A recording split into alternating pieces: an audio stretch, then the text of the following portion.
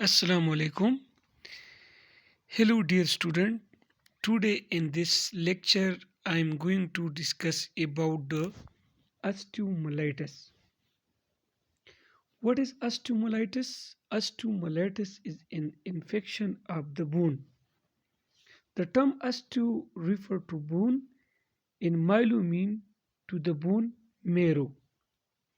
Osteomyelitis bone की infection को कहते हैं।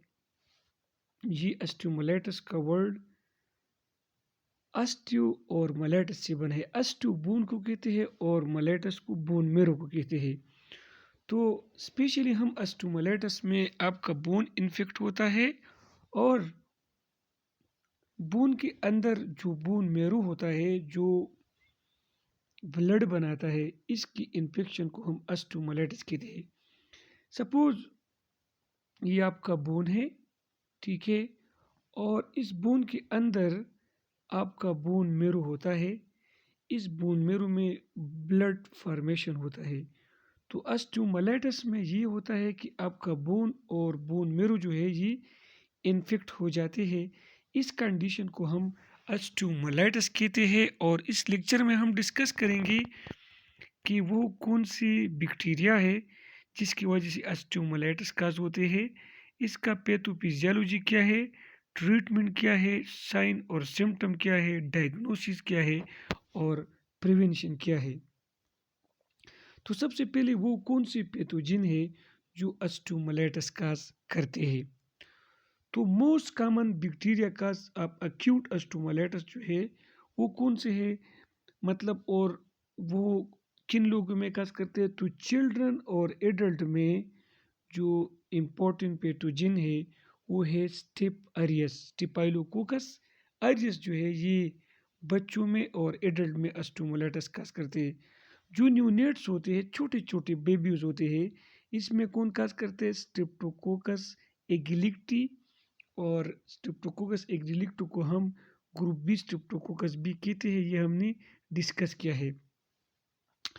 वर्टिब्रल ऑस्टियोमाइलिटिस जो आपका वर्टिब्रल कॉलम है, इसकी जो बोन्स है, इसमें ऑस्टियोमाइलिटिस को हम क्या कहते हैं, वर्टिब्रल ऑस्टियोमाइलिटिस। एडल्ट्स में ये माइकोबैक्टीरियम ट्यूबरक्लोसिस काज करता है और इसको हम पॉट्स डिजीज़ कहते हैं। पॉट्स डिजीज़ क्या होता है कि इसमें आपका जो वर्टिब्री के बोन्स हैं वो इन्फेक्टेड होते हैं। तो आपने पैथोजन का नाम याद रखना है। जो ऑस्टियोमाइलिटिस जो वो पेशेंट जिसका हिप या नी में मसला होता है, इसकी प्रोस्थेसिस होते हैं, तो इसमें कौन सा बैक्टीरिया काज करते हैं, स्टेफाइलोकोकस एपिडर्मिडिस। और दूसरी जो स्किन की फ्लोरा है वो भी इसमें इन्वॉल्व होते हैं। हम अभी आ जाते हैं कि जो इंट्रावेनस ड्रग यूज़र है, ठीक है ना, इसमें ज़्यादातर स्ट्रेप्टोकोकस एरियस, स्टेफाइलोकोकस एरियस खास करते हैं और ग्राम नेगेटिव बैक्टीरिया में सूडोमोनास, सीरीशिया और फंजाई कैंडिडा स्पीशीज जो है वो काज करता है। जब वो पंक्चर वोंड ऑफ द फूट आता है, वो लोग जिनके पाँव में जख्म आ जाता है, किसके ज़रिए, थ्रू अस्नेकर, ठीक है ना, तो इसमें सूडोमोनास एरिजिनोसा काज करता है।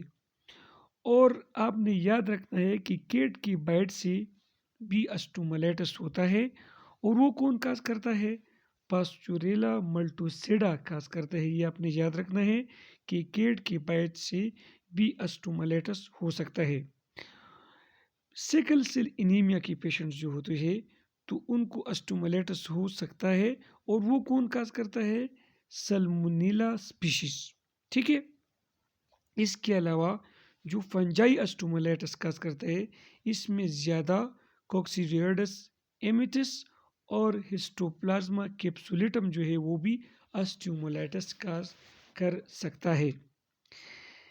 और ये इन लोगों में काज करता है जहाँ पर उन इलाकों में ये पंजाई, मतलब इसका प्रिवेलेंस ज़्यादा होते हैं। आपने नोट करना है कि वायरसेस जो है specially they do not cause osteomyelitis. अभी हम आ जाते हैं पैथोफिजियोलॉजी की तरफ। तो मोस्ट कॉमन मोड जो सबसे ज़्यादा है by which organism reached the bone marrow is haematogenous spread मतलब हेमेटोजिनस स्प्रीड का मतलब है ब्लड के ज़रिए आता है। मतलब जब आपको बैक्टीरियमिया होता है या पंजीमिया होता है आपके ब्लड में, जब पंजाई आते हैं और या बैक्टीरिया आ जाता है एक ख़ास साइड से, तो इसका सबसे ज़्यादा जो मोस्ट इम्पॉर्टेंट मोड है इससे होता है। लेकिन अक्यूट बैक्टीरियल स्टोमालाइटिस जो है वो असल में कहाँ से आता है? Pyogenic skin infection such is boil. जब आपको स्किन इन्फेक्शन होता है, बॉयल्स होता है, इसमें पस होता है, तो इससे भी ये जो आपका बैक्टीरिया है ये आपकी बोन तक पहुंच सकता है और ये स्टोमालाइटिस काज करता है। But many sources are undetected, लेकिन कुछ सोर्सेज डिटेक्टेड नहीं है। Mycobacterial and fungal stomatitis often arise from the initial site of infection in the lungs. अभी जो फंजाई है और माइकोबैक्टीरियम की स्पीशीज है वो जब स्टोमालाइटिस काज करते हैं तो वो लंग इन्फेक्शन से बोन में आ सकते हैं। चिल्ड्रन की अगर हम बात करें, hematogenous spread tend to result in stomatitis located at the end of the lung bone metaphyses that are richly endued with blood vessels। Children में हेमेटोजिनस मतलब ब्लड के जरिए भी आ सकता है बोन तक। किस तरह आ सकता है कि असल में मतलब आपकी जो लॉन्ग बोन्स है इसमें ये मौजूद होता है और लॉन्ग बोन में ब्लड विजल्स होते हैं, तो ये ब्लड विजल के ज़रिए यहाँ पर आ सकता है। एडल्ट्स की अगर हम बात करें तो मोस्ट कॉमनली जो वर्टिब्रल स्टोमालाइटिस होता है या डिस्क साइटस होते हैं, डिस्क में मसला होता है, ठीक है ना, तो इसमें not osteomyelitis of the long bone की वजह से नहीं होता है। लेकिन जब आपके डिस्क में इन्फेक्शन आ जाता है जिसको डिस्कटाइटिस होता है, ठीक है ना, तो या वर्टिब्रल स्टोमालाइटिस जो है मतलब इससे हो सकता है। स्टोमालाइटिस जो है डायरेक्ट एक्सटेंशन से होते हैं इन्फेक्टेड कंटीजेनस साइड से। फॉर एग्जांपल किसी बंदे को स्किन इन्फेक्शन है, सॉफ्ट टिश्यू इन्फेक्शन है, इससे भी हो सकता है। और इसके अलावा ये ट्रामा से हो सकता है। जब ओपन फ्रैक्चर होता है तो ये डायरेक्ट कंटेमिनेट करता है बोन को। जो क्रॉनिक स्टोमालाइटिस है, ठीक है ना, to occur in the lower extremity specially in diabetics. जो डायबिटिक पेशेंट होता है, ठीक है ना, who often have vascular efficiency. Diabetic के पेशेंट में ब्लड फ्लो कम हो जाता है, तो जो लोअर एक्सट्रीमिटी है, आप फीट है, टू है, ठीक है ना, इसमें जो अस्टोमालाइटिस हो सकता है। और ये डायबिटिक पेशेंट्स जो होते हैं ये बहुत रिस्की होता है इन लोगों को। They are predispose to skin and soft tissue infection that extend to the bone. इसको सॉफ्ट टिश्यू इन्फेक्शन होता है और इसकी वजह से ये बोन तक पहुंच सकता है। अब इसकी क्लिनिकल मैनिफेस्टेशन क्या है? मोस्ट इम्पॉर्टेंट क्लिनिकल मैनिफेस्टेशन जो है, तो सबसे पहले बोन में पेन होता है और लोकलाइज टेंडरनेस होता है इन्फेक्शन की साइड पे, ठीक है। But most but not all patient have constitutional symptoms such is fever, night sweets and fatigue. ज़्यादातर लेकिन कुछ में नहीं होती ही अलामत। ज़्यादातर में बुखार होता है, मतलब रात को पसीना आता है, फटीग होता है। Limited range of motion of in affected extremities seen in vertebral stomatitis. The lumbar region is affected more often than the cervical or thoracic region। जो वर्टिब्रल स्टोमालाइटिस होता है इसमें लंबर रीजन जो है वो इफेक्टेड होता है और इसमें जो आपके सर्विकल है, आपकी नेक या थोरेसिक, आपके चेस्ट की जो वर्टिब्रे है वो इन्फेक्ट नहीं हो सकती।